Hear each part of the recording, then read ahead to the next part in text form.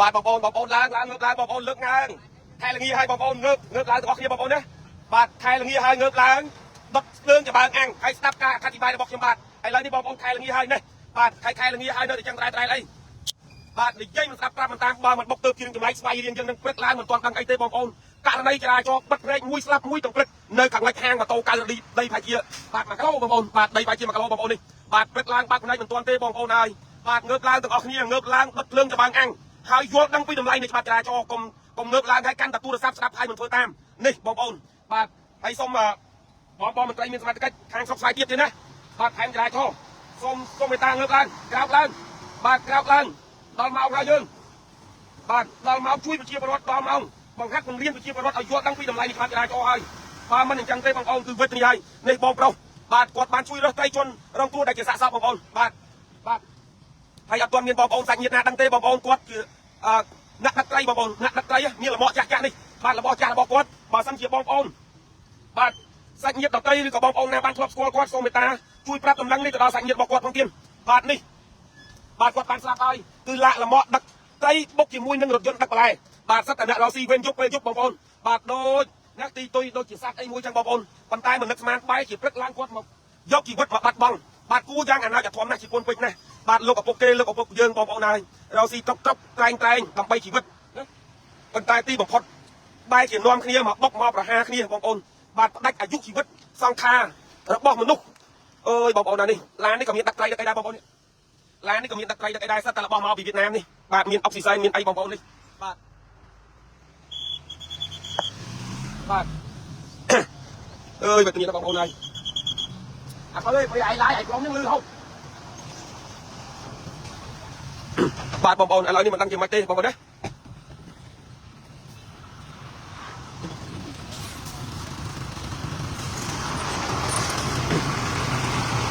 បាទបងប្អូនជាទីគោរពខ្ញុំអត្ថាធិប្បាយផងអាដៃកាន់ក្នុងកាន់ក្តាំងនេះដាក់ធ្វើចរាចរណ៍ដើម្បីខ្លាចមកទៀតបងប្អូនបាទអានោះមកបងប្អូនមើលប៉ុណ្្នឹងបងប្អូនមើលគាត់ណាមានអសោចិត្តទេបងប្អូននេះគាត់ប៉ុណ្្នឹងបានអីគាត់យល់ថាត្រូវចុងកន្លងនេះបងប្អូនគាត់នៅចង់ប៉ាមកខាងនេះទៀតបងប្អូននេះមើលឥឡូវខ្ញុំដាក់នេះឡាក់លេខនឹងជាគាត់បញ្ញាតាណាទេបងប្អូននេះចង់បៃសញ្ញោឡើងមកស្ដាំតាមមកឆ្វេងនេះឡានស្រុកខ្ញុំណានេះហើយអ្នកប្រើប្រាស់លើដងផ្លូវនៃស្រុកខ្ញុំបាទឥឡូវនេះបងប្អូនមានតែដង្ហើយហៅរកសាច់ញាតិតែប៉ុណ្ណោះនឹងបងមន្ត្រីមានសមត្ថកិច្ចសូមមកលុបបាទចូលមើលផងនេះបើកមកឃើញស្ទះប៉ុណ្្នឹងគេមកស្ដាំមានតែ2ឡានទេបាទហើយលន្ទ័រនឹង300មិនទៅមុនខ្ញុំសុកចិត្តបិទភ្នែកបិទទៅមុខទៅបើអស់លោកនៅតែបន្តសកម្មភាពឲ្យមកប៉ះក្រោយដល់បងលឿនអើយបញ្ញាប់ណែមិនកុំទៅចូលមកណាទៅបត់កាច់បញ្ញាប់ដល់ពេលខ្លះសុកចិត្តបើកភ្នែកមើលអាងាប់ចង់ឡើងម្ចាស់ទេបងប្អូនខ្ញុំមិនចេះថាអត់រកក្រៃនេះពេលខ្លះ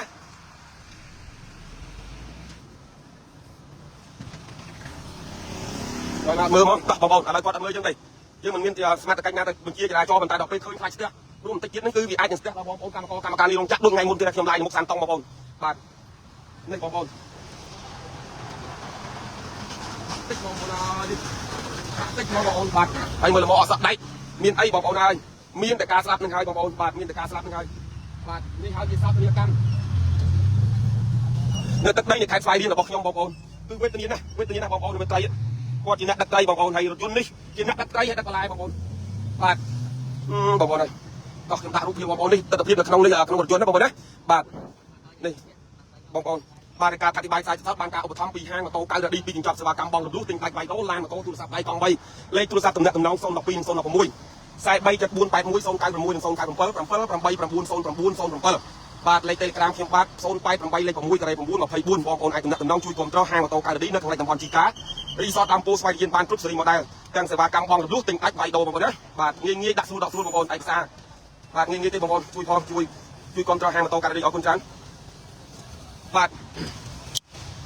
បងប្អូនជាទីគោរពបាទអានេះបានដូចខ្ញុំបានជះឲ្យទៀតថាគឺករណីចរាចរណ៍នៅទឹកដីស្វាយរៀងក្នុងមកមើលហើយជាអាទិត្យមុនបងប្អូនមើលដូចជាថ្ងៃទីប្រហែលនៅមុខសានតុងបុកស្លាប់មួយទង្រឹកយ៉ាងណាបងប្អូនទៅកលឹមមក6ជាងយ៉ាងណាបាទឥឡូវនេះនៅខាងកើតតំបន់ខាងលិចតំបន់ជីការីសតប្រហែលជាដីទៅជា2គីឡូណាបងប្អូននៅឆ្ងាយគីឡូមិនស្គាល់ទេបាទកន្លែងនេះបើនិយាយទៅគឺភូមិក្បាលខ្នល់បាទភូមិក្បាលខ្នល់ភូមិតលៀងរីស្រុកស្វាយទៀបនៅខេត្តស្វាយរៀងបាទនៅខាងលិចហាងម៉ូតូខ្ញុំបន្តិចហ្នឹងឥឡូវបុកស្លាប់ទង្រឹកទៀតបងប្អូននេះបាទហើយនេះឡានដឹកបន្លែបងប្អូនជួយមើលម្ចាស់គេបោជួយមើលម្ចាស់ជួយ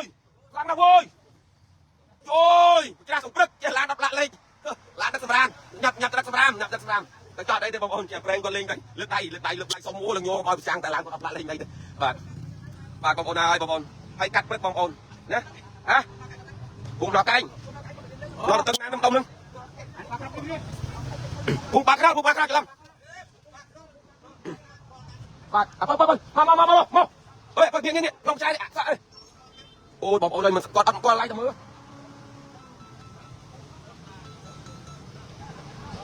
អូយហើយមិនមកលោកប្រើអើយអាប់បើអានេះទៅគាត់ទៅហើយអូយលោកឯងលោកលើស្ទះពេញនឹងរោងចក្រឡើងបានទៅឡើយហៅបាទយ៉ាងហីស្រុកកំណែគាត់នៅនឹងមកហីអូបងប្អូនហើយគាត់ឈ្មោះប៉ែធីនៅគាត់ស្ពានតុនតូចតុនតូចយ៉ាងនោះឈ្មោះប៉ែធីនេះគេតែប្រាប់សំសុកតំបន់តែ5បាទលក់ត្រីហ្នឹងតែត្រីប្រាត្រីនេះអូយបងធីនៅស្ពានតុនតូចបងប្អូនហើយឥឡូវនេះមានសំសុកក្នុងតំបន់ជីកាតែប្រាប់ហើយបាទ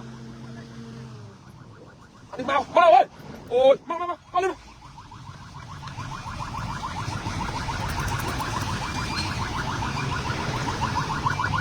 ឿនឡើងពេញ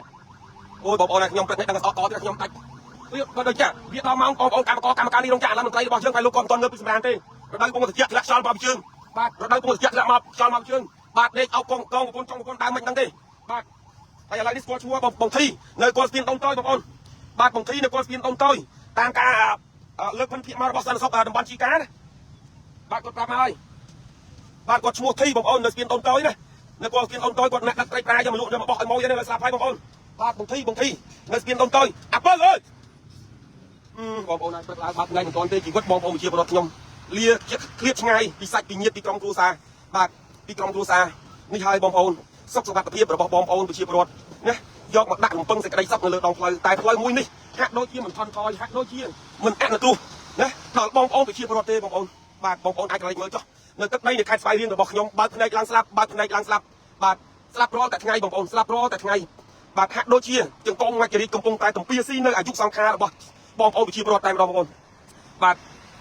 ឥឡូវនេះបងធីត្រូវបានឃ្លាតឆ្ងាយពីក្រុមគ្រួសាររបស់គាត់ដោយមុខរបររបស់គាត់ជាអ្នកដឹកត្រីលក់បោះឲ្យម៉ួយតាមភាសាជីភូភាសាប្រសូតយ៉ាងណាយ៉ាងណីនោះបងប្អូនបាទតែជាអកុសលបែរជាមកជួបនៅករណីចរាចរណ៍ដ៏រន្ធត់គឺរថយន្តដែលមានផ្លាកលេខ 2N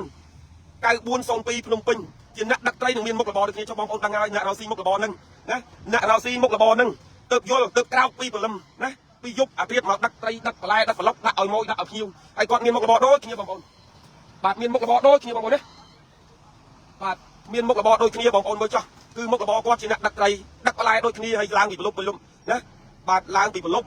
ដើម្បីនរណាដើម្បីក្រុមគ្រួសារសាច់ញាតិប្រពន្ធកូនដើម្បីមានការរស់នៅបាទនឹងទទួលភាពកក់ក្ដៅពីបងធីឥឡូវនេះគាត់ភាពឆ្ងាយហើយចឹងបងប្អូនមើលណាតែជាតំពាំងស្នងរស័យមួយបងប្អូនទាំងអស់គ្នាគ្រប់រូបអង្គប្រានបើរស់នៅបានសុខគួរតែស្ដាប់ដំបូលមានលោកឪពុកម្ដាយទៅនឹងដើម្បីនរណាដើម្បីជីវិតកូនចាស់បាទបងប្អូនដាច់សេវាបងប្អូនដាច់សេវាសូមបងប្អូនមេត្តាជួយแชร์ចែករំលែកតិចទៅបាទសូមសំណូមពរដល់បងប្អូនមន្ត្រីមានសមត្ថកិច្ចណាបាទបងមិនមកទេផ្លូវនេះនឹងអាចកកស្ទះដូចថ្ងៃមុននៅមុខសានតុងចឹងបងប្អូនបាទអត់ទាន់មានមន្ត្រីមានសមត្ថកិច្ចមកទេសូមសំណូមពរដល់អស់លោកដែលជាមន្ត្រីមានសមត្ថកិច្ចនៅខាងសុខស្វ័យទៀតចឹងអធិការសុខស្វ័យទៀតក៏ដូចជាប៉ុស្តិ៍រដ្ឋបាលឃុំទនាងរាជទេណាបាទឃុំទនាងរាជសូមមេត្តាអញ្ជើញមកលឿនៗមកទៀតស្ទះផ្លូវហើយបាទគឺជាករណីចរាចរណ៍ដ៏រន្ធត់តែម្ដងបងប្អូនបាទព្រឹកឡើងបើកផ្នែកមិនទាន់អញ្ចឹងបាទខ្ញុំចង់បញ្ជាក់ប្រាប់ថាក្មួយបងប្អូនណាមើលលោកឪពុកម្ដាយបងប្អូនណាហើយទៅព្រឹកឡើងងើបឡើងតាំងពីម៉ោង4ជាងឡើងតាមបាយសវិចយកមកធ្វើការរោងចក្រមួយគិតថាប្រាក់ខែ300ជាងរបស់ពួកគាត់មានតម្លៃណាស់ឬណាប៉ុន្តែដើម្បីកូនចៅប្រុសស្រីទាំងអស់នេះទើបគាត់លះបង់ពេលវេលាកម្លាំងកាយកម្លាំងចិត្តណាដើម្បីក្មួយដើម្បីជីវភាពគ្រួសារមើលកលេចមកដូចពងធីហ្នឹងកលេចមកមើលដូចពងធីហ្នឹងបងប្អូនបាទកលេចមកមើលដូចពងធីហ្នឹងបងប្អូនណាបាទគាត់មិនដឹងជាឡើងស្មានណាហើយគាត់ដឹកត្រីដឹកអីណាដឹកត្រីដឹកអីបាទឥឡូវនេះមកបាត់បង់អាយុជីវិតទៅលើដងផ្លូវចង្កូមមាច់រីកដ៏ខូខើមួយនេះបាទចង្កូមមាច់រីកដ៏ខូខើមួយនេះបានតំពាស៊ីនៅអាយុជីវិតរបស់គាត់ហើយលោកឪពុកម្ដាយដែលកំពុងតែផ្ដែដឹកនាំនឹងអ្វីអ្វីដើម្បីគ្រួសារអនាគតកូនចៅនឹងអត់ណាបាទដូចពីម្សិលមិញបងប្អូននៅខាងពីម្សិលមិញនៅខាងនេះគៀនស្វាយបាទកាប់ប្រហារដាច់កធ្លាក់ពីស្មាចេញតែម្ដងបងប្អូនណាខូចទាំងអនាគតខ្លួនឯងមានវិបដិសេរីពេញមួយជីវិតក្រឡេកមើលគ្រួសារក្រឡេកមកមើលគ្រួសាររបស់ពួកយើងទាំងអស់គ្នាណាក្រឡេកមកមើលគ្រួសាររបស់ពួកយើងទាំងអស់គ្នាតើគាត់សប្បាយចិត្តទេក្រឡេកមកមើលលោកឪពុកម្ដាយបងអើយឡើងមកបាទ តលេចមកមើលលោកឪពុកណាម្ដាយពួកយើងទាំងអស់គ្នាក្នុងនាមជាអាណាព្យាបាលក្នុងនាមជាលោកឪពុកណាម្ដាយតែពួកគាត់សប្បាយចិត្តទេបាទសប្បាយចិត្តទេមកបងឯងកុំចូលមកអើយចឹងអាពេលពួកស្ដាប់នឹងចេះចង់មើលទៅអីក្រុមប្រយ័ត្នចូលរួមក្នុងច្បាប់ចរាចរណ៍ទេបើថាមិនចូលរួមនឹងមានទៀតឥឡូវហើយបាទឡើងមន្ត្រីមកបាទត្រង់មកលោកព្រះត្រង់ទៅចោលអត់អីទេត្រង់មកពីចង់ទៅរកឡើងគាត់ត្រង់មកជួយមកចាស់ទៅជួយនេះឡើងចាស់គេបងប្អូននេះអុយវ៉ាវមកចាស់អូនេះឡើងចាស់បងប្អូនអូនេះជួយយកបងប្អូនមកដាក់លេខនេះ 3A 40គាត់34ឡើងមកចាស់គេអូយបាទនេះឡើងមកចាស់ចូលឡើងទំនើបឡើងចាស់ដែរបងប្អូនអូយចប់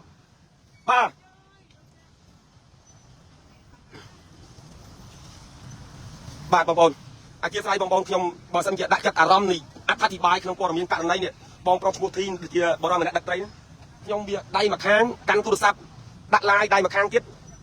កាន់ទូរស័ព្ទថតដាក់ចូលក្រុមបងប្អូនមាត់ខំនិយាយភ្នែកខំមើលនៅតម្លៃច្បាប់ចរាចរណ៍វាម្នាក់ឯងបងប្អូនឥឡូវនេះអរគុណដល់មន្ត្រីយើងបានមកដល់ហើយបាទហើយជាបន្តិចទៀតត្រូវបានដោះស្រាយបងប្អូនបាទ5នាទីដល់10នាទីទៀតយើងត្រូវបានលើកចេញអស់ហើយបាទព្រោះគាត់លឿនខាងស្វាយទៀតខ្ញុំមិនចេះថាទេមន្ត្រីមានសមត្ថកិច្ចខ្ញុំសូមសរសើរទាំងកតិកាអធិការរងគ្រប់ផ្នែកទាំងអស់គ្នាណាលោកមានចំណេះជំនាញក្នុងការរកដំណោះស្រាយជាមួយបងប្អូនណាបាទថតក្រឹបបាញ់ទំនុកឲ្យថតចាប់តាមថតយកជាផុសតាងយកជាឯកសារណាចាំមើលគាត់ធ្វើម្នាក់ឯងចាំមើលបងប្អូនមើលខ្ញុំមិនមែនថាចេះតែសរសើរមកកន្លែងដោយសារទឹកដីខ្ញុំរស់នៅខាងស្វាយទៀបភាសាស្វាយទៀបនេះឯងបងប្អូនមែនទេយើងមើលពីតម្លៃនៃការចូលរួមបាទដោះស្រាយរឿងរ៉ាវអីមុំគឺល្អណាហើយបូករួមនឹងអធិការទៅឡើងថ្មីមកទៀតណាក្រមព្រមទាំងមន្ត្រីក្រមអាវ៉ាឬក៏មន្ត្រីបុគ្គលិកនៅក្នុងអង្គភាពរបស់លោកទាំងប៉ុស្តិ៍រៀងរាយទាំងអធិការសុខស្វ័យទៀតអីចឹងបាទលោកមានតែធ្វើការមកជឹងមកនៅឯងបងប្អូនហ្នឹងងើបគាត់លឺមកបាទឥឡូវនេះបងប្អូនយើងកន្លែងមកនៅវិញកុំសើប៉ូលីសសើពេកបានចាត់ជួធ្វើបាបប្រជាពលរដ្ឋចាប់ផាកចាប់អីទៀតឡើយបាទឥឡូវចេះយើងឲ្យគាត់ឡើងចាស់អាបើឲ្យចាំមើលថានេះឲ្យគាត់ឡើងចាំមកឡើងមកឡើងឡើងចុយមកតេចុយចាហៅទិញពងឡាយបានទិញយកមកឡើងនេះបោះយកមកបងប្អូនលឿនជួយបាត់ឲ្យមកស្ដាប់ចុយមកបងប្អូនអើយកម្មករគ្នាថ្ងៃមុនដាច់លុយដាច់កាក់អស់លីងតាបាទបងប្អូនជាស្អីឬសម្លេងខ្ញុំស្អីខ្ញុំគ្មានទៅនេះទេបងប្អូនខ្ញុំឡាយ2ថ្ងៃ3ថ្ងៃស្អកឲ្យបងប្អូនខ្ញុំខំនេះណាសុំចិត្តទេអានេះឡើងមកនិយាយអត់បាននិយាយពលមកខ្លួនឯងស្រែកជំទាវយកមកទេបងប្អូនជាស្អីណាបាទបងប្អូនខ្ញុំស្អីតោះហ៊ានទៅអត់អាបើចុះ2នាក់មកជួយនឹងណាទេណាអេចុយមកចុះមកបានញ៉ាប់ទៅធ្វើការនេះវិញលឿនហើយចូលឆោតសាយចាំជួយនេះមកចាំមកបងយកបាទឥឡូវបងប្អូនទេបងបលីមកដល់គូគាត់ថាកុកដាក់យើងមិនថាមិនចេះទេបងប្អូនថ្ងៃអត់ទៅនេះខ្ញុំបើឲ្យខ្ញុំធ្វើខ្ញុំជំនាញមកខ្ញុំណាបាទប៉ុន្តែដល់ស្អីយើងមិនហ៊ានខុសត្រូវនេះទីទួយបុកស្លាប់ណាបងប្អូនមិនគាត់តែឲ្យនិយាយគេបានទេបាទអូយអត់ចេញអូយជួយមកតាមអត់ចិត្តអត់ខ្លាំងមកហេចាំគ្នា2 មីនិតនេះបងនេះបងប្អូនស្ទាក់ក្នុងព្រឹកទៅណាបាទឥឡូវនេះសាកសពនៅនេះហើយបងប្អូនបាទនេះល្មមនេះត្រីរបស់គាត់បាទហើយស្ទាក់ចឹងបងប្អូនស្ទាក់ចឹងណែនហើយនឹងបើសិនជានៅសល់តែកន្លះម៉ោងទេបងប្អូនកម្មហើយបាទហើយមិនចិត្តទេបងប្អូននេះស្ទាក់ប៉ុណ្្នឹងបាទចឹងខ្ញុំសូមអរគុណណាស់នេះក្មួយមើលចោះលោកពុកណាម្ដាយក្មួយអមតើប្រាក់ខែ200ជាង300ក្មួយឃើញអត់ណាឃើញអត់ហើយទៅផ្ទះប្រឹងប្រែងដើរជួបឆ្នាំលេងឆ្នាំទឹកមួយបាទធ្វើបងធំបងតូចទៅកាន់ក្បត់កាន់កាក់កាន់ដើរកាប់ដើរអុកតាមទៅអនាគតក្មួយនឹងជោគជ័យហើយបងប្រៃសបាទគ្រប់ខេត្តគ្រប់ស្រុកអីហ្នឹងណាមើលកោះនេះបាទឡើងតាំងពីម៉ោង4ជាងទៅដល់ផ្ទះវិញយប់ឡើងម៉ោង8ជាងដល់10ជាងដល់ផ្ទះបើស្ទះបាទប្រាក់ខែ200ជាង300ណាបាទនេះមកគាត់អសូរមើលផងទៀតបាទឥឡូវត្រីទៅបានលើបងប្អូនអូបាទនេះពលីបងប្អូនណាមកដល់ប្រជាពលរដ្ឋជួយអូបាទជួយឲ្យម្ដាយជើងបងប្អូនបាទទៅទេទាំងយើងបាទនេះកាក់សពបងប្អូននៅខាងលិចឯម៉ូតូខ្ញុំបងប្អូនភូមិក្បាលខ្នោបាទរៀងរាយស្វាយទៀតស្វាយរៀងបងប្អូនជាច្រើនគឺកាក់ចានខមមិនអញ្ចឹងសួរនរណាពូនរណាបងខ្ញុំស្អាតបានប្រាប់ទេបងប្អូនហើយ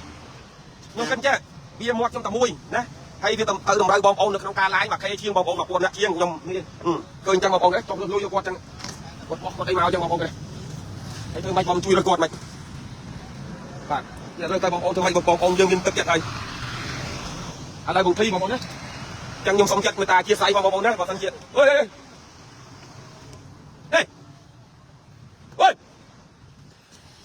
អានេះបាត់ឡាននេះវើមើលក្រៅទេបងអ្នកឡើងមកឡើងមក ខ្លាចខ្លាចកាន់ណាខ្លាចទេតែបើកឡានមើលណាប់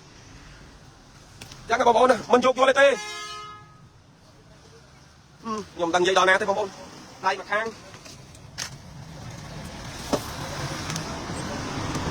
ឡានទៅពេលចឹងអត់ដឹងមែនបងប្អូនឡើងមកលើកឡើងម្ចាស់គេហើយអើយក៏គិតឡើងម្ចាស់គេអស់លោកគិតអស់ចាមែនបងតោះមកយ៉ាងនោះបាយកំនួយហើយអេដាក់មកកំនួយទៀតមកញ៉ាំលើកហើយ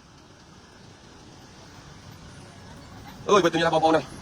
តោះបងទៅមុខគេកាត់ទៅមុខគេទៅមុខគេមកអើយអញរឹងណាស់បានតាលោកអើយមើលបងប្អូនអើយសត្វតាបានតាបងប្អូនទៀតមែនអេនៅកន្លែងនេះអាគេអញយើងខ្លាចនេះបងប្អូនខ្លាចអ្នកដែលមើលមិនឃើញមកកាន់មួយទៀតនេះកាន់គាត់ទៅលើទៀតនេះមើលស្លាប់ហើយបាទខ្ញុំនេះចឹងបងប្អូនលើលុយអីចឹងទៅអែបនឹងគាត់បានធ្វើបុណ្យធ្វើទានមនុស្សស្លាប់ហើយតើតោះបងប្អូនអើយតោះបងប្អូនមកជួយម្ដាយមកជួយ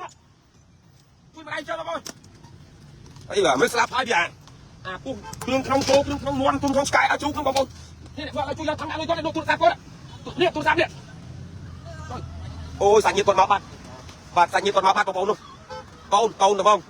បាទកូនបាត់ឡើងឲ្យមកចាស់បាត់ឡើងឲ្យមកចាស់អើបើចូលឡើងទៅគាត់មួយញ៉ាំស្រាប់ឲ្យចាស់នេះដាក់មើលតោះកូនប្រពន្ធមកដល់បងប្អូនកូនប្រពន្ធមកដល់បងប្អូនបាទប្រាប់តាមគូឡាបងជួយមែនបងឯងនៅរស់តាយើជួយបាញ់និយាយណាបងអោគាត់ចេញទៅចូលឡានគេឡើយយេបងឯងពីណាមិនស្ដាយបងចូលឡានគេឡើយមកអត់មានមកធ្វើចឹងទេចាប់កុំឲ្យនេះគាត់ចូលឡានជួយគេចូលកង់ឡានគេទៀតពីណាមិនយំពីណាមិនស្ដាយពីណាមិនអស់ឡើយតែកុំឲ្យគេគាត់ទៅបានសក់ហើយខ្ញុំពិបាកបងប្អូនវាពិបាកបងប្អូនគាត់បុកទៀតមក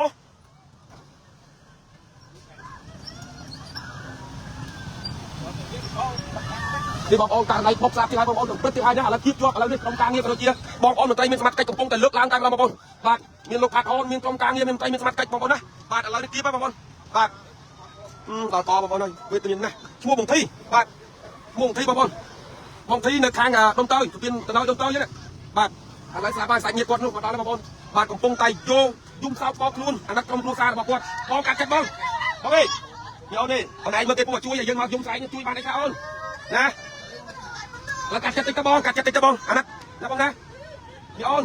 ពុកអារម្មណ៍អូនបងយល់អារម្មណ៍មួយនឹងខ្ញុំយល់ពីអារម្មណ៍សាច់ញាតិក្រុមគ្រួសារក្នុងនាមបងជាភរិយាណានឹងកូនណាទៀតមានពីណាចង់បាត់បងទេមកចឹងណាឥឡូវនេះបើយើងមកបាទខ្ញុំយល់ណាបងប្អូនប៉ុន្តែធ្វើម៉េចយើងត្រូវទៅទុកអារម្មណ៍មកណាបាទរកដល់ស្រាយដើម្បីទាញសពចេញហើយបានយកគាត់ទៅធ្វើបុណ្យធ្វើទានតាមប្រពៃណីបាទបើយើងមកយំដល់ស្រាយចឹងខ្ញុំយល់ថាអារម្មណ៍នឹងវាមិនអាចទទួលយកបានបាទតែធ្វើម៉េចបងប្អូនបាទជីវិតគេជីវិតយើងពុកងាប់ស្រស់ហើយអាណាទៅចង់ណាពីណាទៅចង់បាទចឹងសូមបងប្អូនមេត្តាចូលរួមគ្រប់ច្បាប់ចរាចរណ៍របស់គ្នាខ្ញុំបាទកៅរីនធ្វើការអធិប្បាយផ្សាយរាល់ថ្ងៃនេះខ្ញុំចង់ឲ្យបានអ្វីមកដោះដូរនឹងសេចក្តីសុខរបស់បងប្អូនទេទើបខ្ញុំខំណាស់បងប្អូនបាទខ្ញុំចង់ឲ្យសង្គមនេះស្អាតផូរផង់ស្អាតដោយក្រមសីលធម៌វិជ្ជាជីវៈស្អាតដោយការរស់នៅដោយប្រកបដោយភាពថ្លៃថ្នូរណាទើបខ្ញុំខំដើរស្អែកនេះបាទខ្ញុំគ្មានតបចង់បានការតបស្នងអ្វីពីបងប្អូនទេអើយអាបើហើយឯងសុខចិត្តទៅឈរមើលចាំមើលគេស្ដាចុះអីម៉ាយនេះបាទឥឡូវពុកស្អែកបងប្អូនបាទពុកស្អែកហើយបាទតាចាញ់បងប្អូនហើយវាចំអាកន្លែងហ្នឹងសិតតែដឹកកន្លែងដល់ហូបបងប្អូនសិតតែដឹកកន្លែងដល់ហូបហើយដល់ពេលអញ្ចឹងវានៅសួតត្រីខ្លោមប្រមាត់បេះដូងអីចឹងមានមាន់មានទាមានឆ្កែមានជ្រូកឆ្មាអីណាណីបាទវាទៀតទៅវាអើមបាទអើមណាបងប្អូនចឹងសូមចិត្តយកយល់ផងបងប្អូនបើសិនជាមានកំហុសខុសឆ្គងពាក្យពេចន៍កាយវិការខាងណាមិនសមរម្យសូមចិត្តយកយល់ព្រោះខ្ញុំអត់បានទៅទៀមទាអ្វីប្រកាសពីសេចក្តីសុខរបស់បងប្អូនគ្រប់គ្នាទេខ្ញុំចង់ទៀមទាដល់យុទ្ធធម៌បងប្អូនណាជាមួយនឹងជង្គង់មកជរាជជាមួយនឹងភាពអវិជ្ជមានជាមួយនឹងបាត់ការបើកបរដែលមិនបានចូលរួមនឹងខ្ញុំចង់ទៀមទាកន្លែងនេះបានខ្ញុំខំបងប្អូនណាស្មាននេះបងប្អូនខ្លះទៅសម្រាប់គាត់ងើបតែខ្ញុំឡើងតាំងពីម៉ោង4ជាងបាទឆ្លើយតបជាមួយបងប្អូនក្នុងក្រុមក្នុងថៃគ្រប់សពបែបយ៉ាងហើយតែរកទៅហាត់ប្រាំបន្តិចមានអីបាទលើតំណែងមកបាត់ផ្នែកមួយទៀតហ្នឹងរាន់ស្អីបាត់ផ្នែកបងប្អូនឥឡូវនេះបងប្អូនតោះឥឡូវយើងសម្រួលចរាចរណ៍បានហើយបាទសម្រួលចរាចរណ៍បានហើយ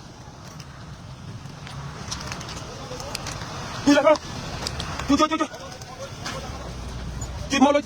អូយជួយនេះអបតោះបាទដល់បងប្អូន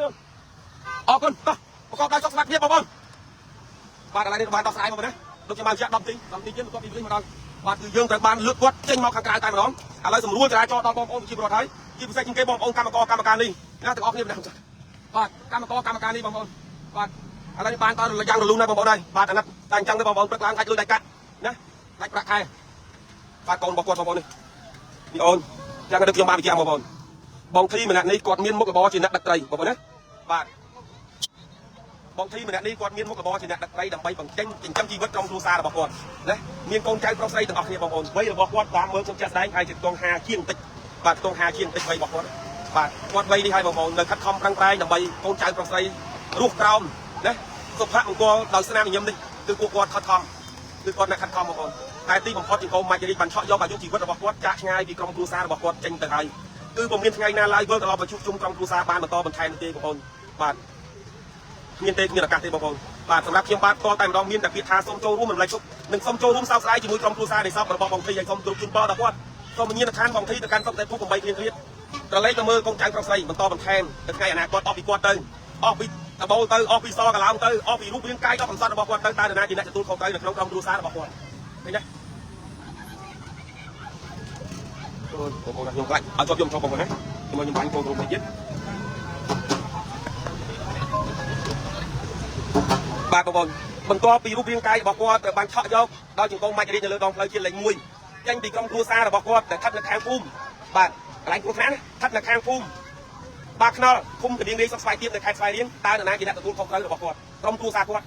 ់គឺថាពេលនេះករណីចរាចរណ៍នេះករណីចរាចរណ៍នេះបាទឡានត្រូវបានចាប់បានតើបានប្រហែលសំណងខ្លាំងផុត10លានបងប្អូន2000ជាងទៅ3000បើចាប់បានគេជួយបាន4-5000គាត់ទៅធ្វើការធ្វើបុណ្យធ្វើទៀតចប់អស់លីជីវិតមនុស្សជាទីស្រឡាញ់ជីវិតលោកឪពុកជាទីស្រឡាញ់ជីវិតប្តីជាទីស្រឡាញ់ជីវិតទីតាជាទីស្រឡាញ់ម្នាក់នេះត្រូវបានឃ្លាតឆ្ងាយចេញពីក្រុមគ្រួសារជារៀងរហូតឃើញទេបាទត្រង់កន្លែងនេះហើយបានតែខ្ញុំសូមផ្ញើជាសារដាក់ទឿនការរំលឹកដល់យុវជនចំនួនក្រោយថាបើមានឱកាសសូមបើកបេះដូងនិងទឹកចិត្តឲ្យបានល្អបន្តសកម្មភាពណានិងទង្វើដ៏ល្អដែលសង្គមគេឲ្យតម្លៃចូលរួមបើមិនទាន់បានជួយគ្រួសារជួយដល់សង្គមជាតិចូលរួមណាស្វែងយល់ឲ្យបានច្រើនចូលរួមសិក្សារៀនសូត្រឲ្យបានខ្ពង់ខ្ពស់រស់នៅក្នុងសង្គមនេះដេញឲ្យទាន់សម័យគេណែដេញឲ្យទាន់សម័យគេកុំដេញឡើងដេញទាន់សម័យដែរជិះម៉ូតូដេញកាប់ដេញចាក់គ្នាប្រយ័ត្នបងប្អូននេះដូចចឹងដូចបងធីចឹងទេយកជីវិតបដូរនឹងសេចក្តីសុខដើម្បីកូនចៅប្រុសស្រីតែពេលនេះគាត់បានបន្តថែមនេះអត់ទេបងប្អូនអត់ទេត្រង់កន្លែងនេះហើយយើងអាណិតគាត់អត់គ្រួសារនេះត្រូវកំពាប្តីកំពាលោកឪពុកកំពាជីតាពេញមួយជីវិតយកឲ្យមកដោះដូរបងប្អូនយកឲ្យមកដោះដូរកន្លែងអត់មានទេបាទករណីចរាចរណ៍បងប្អូននេះត្រីរបស់គាត់នេះណ៎ដល់តែយើងទៅប្រហោនដាក់បុកទៀតបងប្អូននេះយើងទៅប្រហោនបុកទៀតហើយបាទហើយកន្លែងទៅមើលនេះបងប្អូននេះត្រីរបស់គាត់នេះរមាក់របស់គាត់ណានេះរមាក់របស់គាត់ហើយនេះរថយន្តដែលបុកគាត់ណានេះរថយន្តដែលបុកគាត់បងប្អូនឃើញអត់បាទខ្ញុំនិយាយនេះបងប្អូនទឹកមុខខ្ញុំរៀងចេញស្នាមញញឹមតិចក៏ពិតមែនតែបេះដូងនឹងគូបានរបស់ខ្ញុំគិតអត់ចេញទេលើសលោកគ្រូសូត្រធម៌ឲ្យសិនមកខំទៀតបាទកញ្ញាញ់គ្រូមកកញ្ញាញ់យ៉ាងម៉េចបើព្រឹកឡើងបងប្អូនវិជាពលរដ្ឋក្នុងនាមខ្ញុំជាខ្មែរក្នុងនាមគាត់ជាខ្មែរជនរួមភាសាតែមួយគាត់បាត់បង់អាយុជីវិតចេញពីភពផែនដីគ្មានលាគ្មានថាមាត់ពីការសារសាប់ទៅប្រាប់ក្រុមគ្រួសាររបស់គាត់នឹងព្រមប្រាប់ខ្ញុំទទួលយកបានអត់បានហើយយើងជួយគាត់កើតជួយកើតមុននឹងជួយគាត់ត្រូវជួយថ្ងៃទី1តម្លៃច្បាប់ចរាចរណ៍បងប្អូនត្រូវយល់ដឹងទាំងអស់គ្នាទៅប៉ុណ្្នឹងសេចក្តីសុខនឹងកើតមានទេណាសេចក្តីសុខនឹងកើតមានបាទបងប្អូនជាស្រ័យបាទវាដោយសារសម្លេងគាត់យំច្រើនពេកយើងចូលទៅសម្ភាសគាត់អត់កើតបងប្អូនជាទីគោរពបាទអ្វីដែលខ្ញុំកំពុងតែធ្វើការអធិប្បាយនេះគឺផ្សាយចេញពីភូមិក្បាលខ្នល់បាទភូមិក្បាលខ្នល់ឃុំកណ្ដៀងរាយសុខស្វ័យទៀមនៅខេត្តស្វាយរៀងគឺករណីចរាចរណ៍បងធីបងប្រុសឈ្មោះធីដែលជាបាទអាជីវករបោះដុំត្រីបងប្អូនគាត់បើសិនជាខ្ញុំទទួលបានពីបងសន្តិសុខនៅក្នុងតំបន់ជីការីសតណាគាត់ថាគាត់ឈ្មោះធីមុខរបរគាត់គឺលក់ត្រីត្រឹមត្រូវបាទនឹងត្រីរបស់គាត់តែគាត់ផ្ទះគាត់គឺនៅគាត់ស្ពានដូនតូចស្ពានដូនតូចបាទឥឡូវគាត់ត្រូវបានបាត់បង់អាយុជីវិតហើយបាទនៅក្នុងករណីចរាចរណ៍នេះគាត់ត្រូវបានបាត់បង់អាយុជីវិតហើយបងប្អូន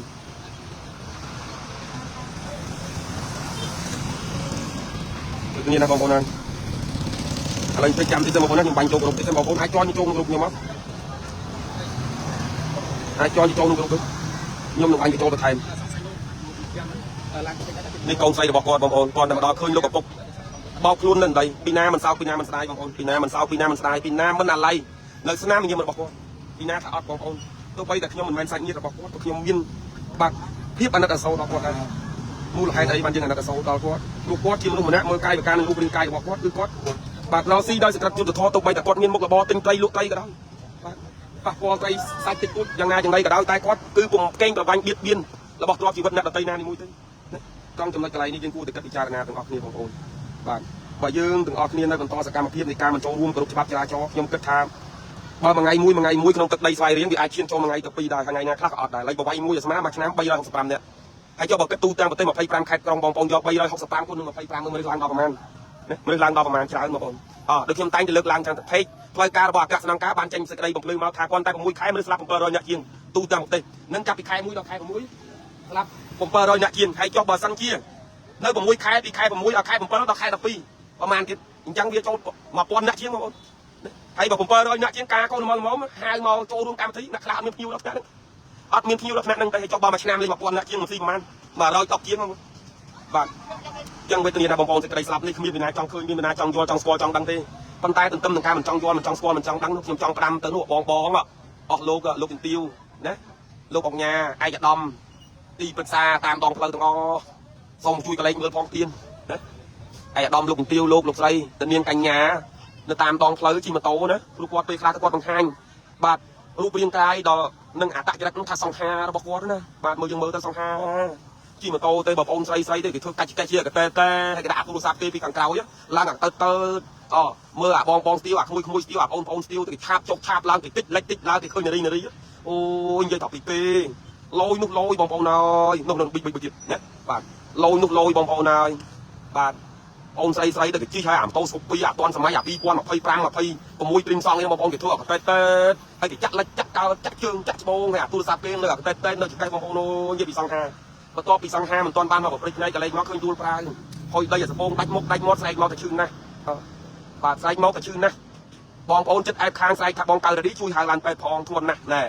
វាអញ្ចឹងបងប្អូនអញ្ចឹងបានថាបងប្អូនណាសេចក្តីសុខទាំងអស់នេះគ្មានព្រះអង្គទេវតាប្រព្រំយមយៈណាយកមកដាក់លើបាតដៃជូនដល់កម្មចនាកាសបងប្អូនជាពលរដ្ឋទេមានតែបងប្អូនជាពលរដ្ឋតែប៉ុណ្ណោះដែលជាអ្នករកសេចក្តីសុខចែកចម្លែកឲ្យគ្នាក្នុងនាមជាមនុស្សជាតិក្នុងនាមជាប្រជាពលរដ្ឋក្នុងនាមជាអ្នកប្រើប្រាស់ដងផ្លូវតែប៉ុណ្ណោះហើយចុះបើយើងទាំងអស់គ្នាទៅតើកតេតចុកកតេតឡើងណាកតេតចុកកតេតឡើងចរិតស្មើមាត់ផងបងប្អូនណាអេនលិចអេនកើតកឆេងចេះកឆេងចុះអើយបងប្អូនហើយបាទហើយមួយថ្ងៃពីរបើមិនស្លាប់ក៏បុករះប៉ះតកិច្ចបើមិនស្រាលក៏ធ្ងន